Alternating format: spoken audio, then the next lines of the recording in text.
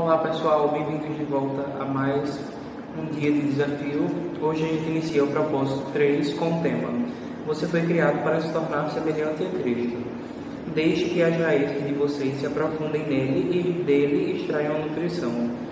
Cuidem de continuar a crescer no Senhor e tornem-se fortes e vigorosos na verdade. E que a vida de vocês transborde de alegria e gratidão por tudo quanto ele tem feito. Colossenses 2, versículo 7. Hoje, no dia 22, a gente vai tratar do tema, vamos ler juntos, o tema criado para se tornar semelhante a Cristo. Deus sempre soube o que estava fazendo. Ele decidiu desde o princípio moldar a vida daqueles que o amam pelos mesmos padrões da vida do Filho. Nele vemos a vida humana em sua forma original. Romanos 8, versículo 29. Quando olhamos para o Filho, vemos o propósito original de Deus em toda a criação. Colossenses 1,15. Você foi criado para se tornar semelhante a Cristo. Desde o princípio, o plano de Deus é fazê-lo semelhante ao seu Filho Jesus. Esse é seu destino e o terceiro propósito de sua vida. Deus anunciou esse intento já na criação. Disse Deus: façamos o homem à nossa imagem e semelhança. Gênesis 1:26. Em toda a criação, somente o ser humano foi feito à imagem e semelhança de Deus. Esse é um grande privilégio que muito nos honra. Não podemos absorver tudo o que essa frase abrange, mas com certeza é possível analisar alguns aspectos. Assim como Deus, somos seres espirituais. Nosso espírito é imortal e sobreviverá ao nosso corpo terreno. Somos intelectuais, podemos pensar, ponderar e solucionar problemas. Como Deus, o ser humano é relacional. Podemos dar e receber amor verdadeiro. Somos dotados de consciência moral. Podemos discernir entre o certo e o errado, o que nos torna responsáveis diante de Deus. A Bíblia diz que todas as pessoas, não apenas os cristãos, detêm parte da imagem de Deus. Esse é o motivo pelo qual o assassinato e o aborto são um erro. Mas a imagem está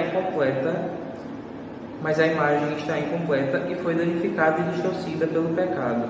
Então Deus enviou Jesus para restaurar a imagem em sua plenitude que havíamos perdido. Com que se parece a plena imagem e semelhança de Deus? Ela se parece com Jesus Cristo. A Bíblia diz que Jesus é a imagem exata de Deus, a imagem do Deus invisível e a expressão exata do seu ser. As pessoas usam frequentemente a expressão tal pai e tal filho para se referir à semelhança entre ambos. Mas quando as pessoas percebem a semelhança entre mim e meus filhos, isso me agrada. Deus também quer que os filhos dele, manifestem a sua imagem e semelhança. A Bíblia diz: você foi criado para ser semelhança de Deus em justiça e santidade. Efésios 4:24. Deixe-me ser absolutamente claro. Você jamais se tornará Deus ou mesmo um Deus. Essa mentira impregnada de arrogância é a mais antiga tentação de Satanás. Ele prometeu a Adão e Eva que, se seguissem o seu conselho, seriam como deuses. Gênesis 3:5. Muitas religiões e filosofias na nova era ainda promovem a velha mentira de que somos divinos e podemos nos tornar deuses. O desejo de ser divino manifesta-se todas as vezes que tentamos controlar as circunstâncias, o futuro e as pessoas ao redor. Na condição de criatura, porém, jamais seremos o Criador. Deus não quer que você se transforme num Deus, e sim que se torne como Ele, que assuma valores, atitudes e caráter próprios dele. A Bíblia diz: agora é a hora de ter um estilo de vida totalmente novo, zerado. A vida planejada por Deus, renovada a partir de dentro. Uma vida que muda para melhor a conduta de vocês e que faz o caráter de Deus tornar-se realidade em nossa vida. Efésios 4, do 22 ao 24. O supremo objetivo de Deus para a sua vida aqui não é conforto, e sim o desenvolvimento do seu caráter. Ele quer que você cresça espiritualmente e se torne semelhante a Cristo. Tornar-se semelhante a Cristo não significa perder a personalidade, ou seja, tornar-se autônomo. Deus criou em você um caráter único, portanto é óbvio que não pretende destruí-lo. Ser semelhante a Cristo consiste, em essência, na transformação do seu caráter, não da personalidade. Deus quer que você desenvolva o tipo de caráter descrito nas bem-aventuranças. No fruto do Espírito, um notável capítulo de Paulo sobre amor, em 1 Coríntios 13, e nas características de uma vida produtiva e eficiente, descrita por Pedro em 2 Pedro 1, versículos 5 ao 8. Toda vez que se esquece de que o caráter é um dos propósitos de Deus para a sua vida, você ficará frustrado diante da situação que estiver enfrentado. Você pensa, por que isso está acontecendo comigo? Ou por que estou passando por momentos tão difíceis? Uma resposta poderia ser que a vida é necessariamente difícil, pois é isso que nos possibilita crescer. Lembre-se de que aqui não é o céu. Muitos cristãos interpretam erroneamente a promessa de Jesus acerca da vida completa em João 10:10, como se isso significasse saúde perfeita, estilo de vida confortável, felicidade ininterrupta, plena realização dos seus sonhos e alívio instantâneo dos problemas por meio da fé e da oração. Em suma, acreditam que a vida cristã seja fácil e vivem em expectativa de um céu terreno. Essa perspectiva egocêntrica considera Deus uma espécie de gênio da lâmpada, que não existe tão somente para nos servir em buscas egoístas de realização pessoal. Mas Deus não é nosso Criador, e caso nos deixemos levar pela ideia de que a vida deve ser fácil, ficaremos grandemente desapontados ou viveremos uma constante recusa em aceitar a realidade. Nunca se esqueça de que a vida não gira em torno de você. Você existe para os propósitos de Deus, não o contrário. Porque Deus lhe proporcionaria um céu aqui, quando Ele planejou o verdadeiro céu para você na eternidade. Deus concede nosso tempo aqui para construirmos e fortalecermos nosso caráter para viver no céu. A obra santa do Espírito de Deus em você. É tarefa do Espírito Santo produzir um caráter semelhante ao de Cristo em você. A Bíblia diz: à medida que o Espírito do Senhor trabalha em nós, tornamos-nos mais e mais semelhantes a Ele e refletimos a sua glória ainda mais. 2 Coríntios 3:18. O processo pelo qual nos tornamos mais semelhantes a Jesus é chamado santificação, que é o terceiro propósito da vida nesse mundo. Você pode reproduzir o caráter de Jesus por esforço próprio. Decisões de ano novo, força de vontade e as melhores intenções não são suficientes. Somente o Espírito Santo tem poder de realizar a transformação que Deus deseja em nossa vida.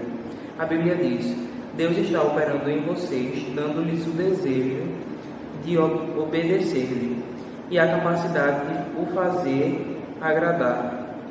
Filipenses 2:13. Mencione o poder do Espírito Santo e muitas outras imaginarão manifestações miraculosas e emoções intensas, mas na maioria das vezes esse poder atua em sua vida de maneira discreta e silenciosa, de modo que você às vezes nem percebe. Ele frequentemente nos toca como uma brisa suave. 1 Reis 19:12. As características de Cristo não são reproduzidas por imitação, mas por habitação. Permitimos que Cristo viva por meio de nós, pois este é o segredo: Cristo vive em vocês. Colossenses 1:27. E como isso acontece na vida real? Pelas escolhas que fazemos. Escolhemos fazer a coisa certa nas diversas situações de nossa vida, confiando que o Espírito Santo de Deus nos concederá força, amor, fé e sabedoria para agir. Uma vez que o Espírito Santo de Deus vive em nós, essas coisas estarão sempre à disposição quando necessárias. Devemos cooperar com a obra do Espírito Santo. Por toda a Bíblia, vemos uma importante verdade ilustrada repetidamente. O Espírito Santo libera poder no momento em que você dá um passo de fé. Josué deparou com um obstáculo intransponível, as águas transbordantes do Rio Jordão. As águas transbordantes do Rio Jordão, que recuaram somente depois que os líderes pisaram na água corrente, num ato de obediência e fé. Josué 3:13-17. A obediência libera o poder de Deus. Deus espera que você haja primeiro. Não espere sentir-se poderoso ou confiante. Siga adiante na sua fraqueza, fazendo a coisa certa a despeito de seus medos e sentimentos. É assim que você coopera com o poder do Espírito Santo. Essa é a forma de seu caráter se desenvolver. A Bíblia compara o crescimento espiritual a uma semente, a uma edificação e a uma criança que se desenvolve. Cada metáfora exige uma participação ativa. Sementes devem ser plantadas e cultivadas. Edificações devem ser construídas. Elas não aparecem do nada e crianças não se devem comer e se exercitar para crescer. Embora o esforço não tenha efeito para a salvação, ele está relacionado com o crescimento espiritual. Pelo menos em 8 ocasiões no Novo Testamento nos é dito para fazermos todo esforço. Lucas 13, 24. Em nosso crescimento, até nos tornarmos semelhantes a Jesus. Você não pode apenas ficar esperando que isso aconteça. Paulo explica em Efésios 4, do 22 ao 24, as 3 coisas que devemos fazer para nos tornar semelhantes a Cristo. Em primeiro lugar, devemos abandonar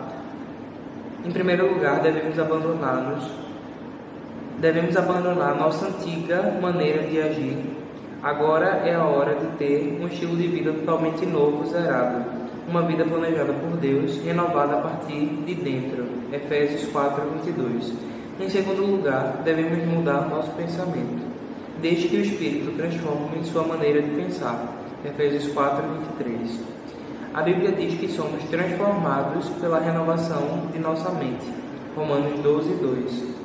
A palavra grega para transformado, metafores, usada em Romanos 12, 2 e 2 Coríntios 3, 18, é hoje aplicada para descrever a fantástica metamorfose sofrida pela lagarta ao se tornar borboleta. É uma bela descrição do que acontece espiritualmente conosco quando permitimos que Deus dirija nossos pensamentos.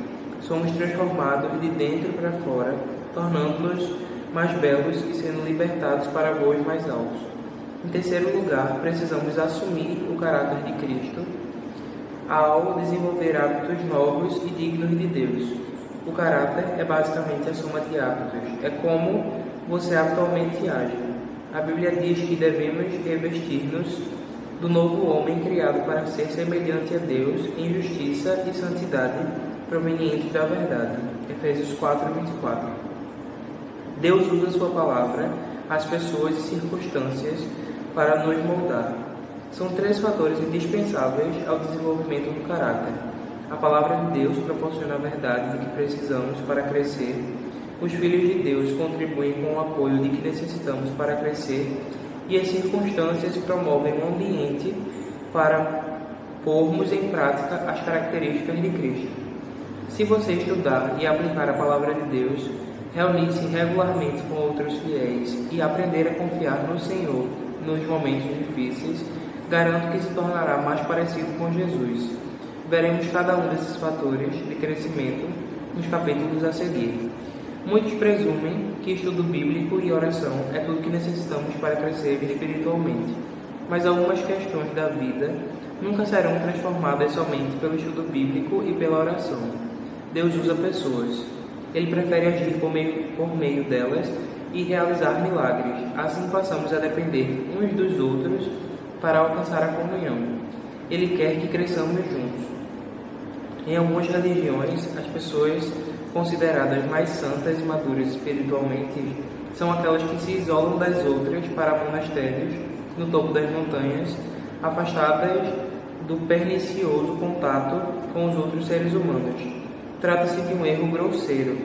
A maturidade espiritual não é uma busca individual e solitária.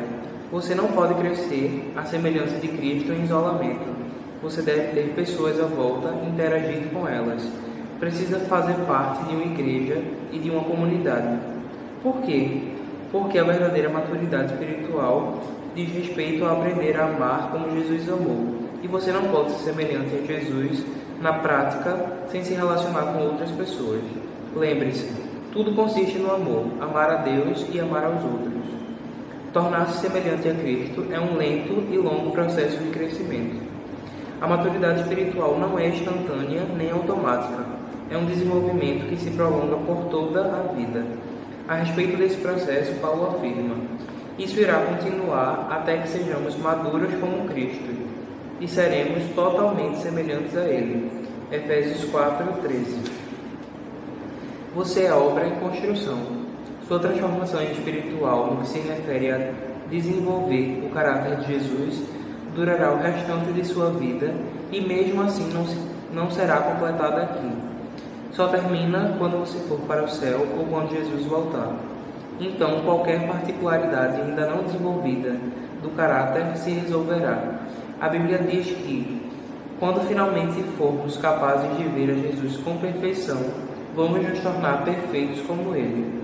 Não podemos sequer imaginar como seremos quando Cristo voltar. No entanto, sabemos que quando Ele chegar, seremos semelhantes a Ele, pois o veremos como realmente é. 1 João 3, versículo 2.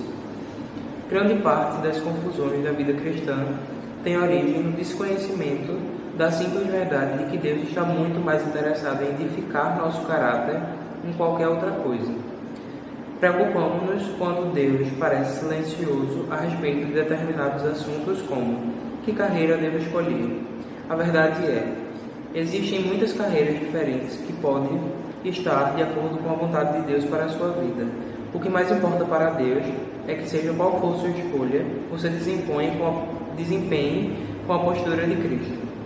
Deus está muito mais interessado em quem você é do que no que você faz.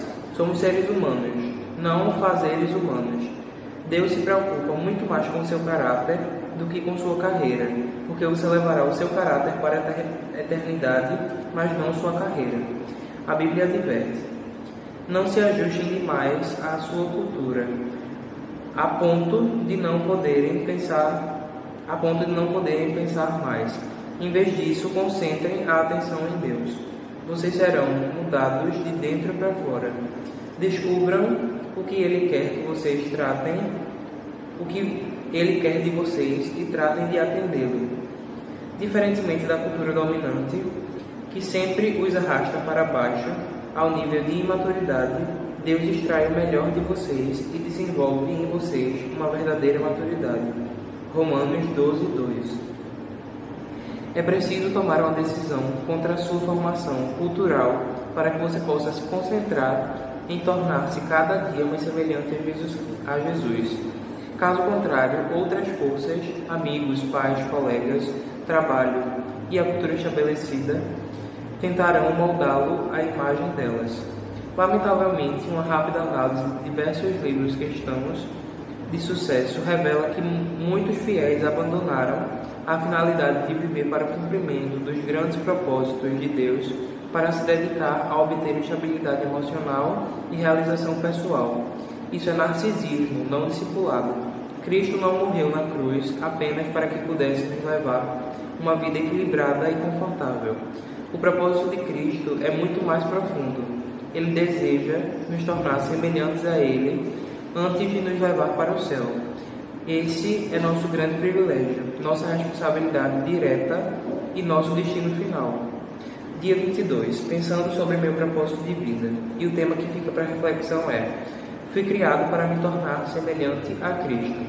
Versículo para memorizar.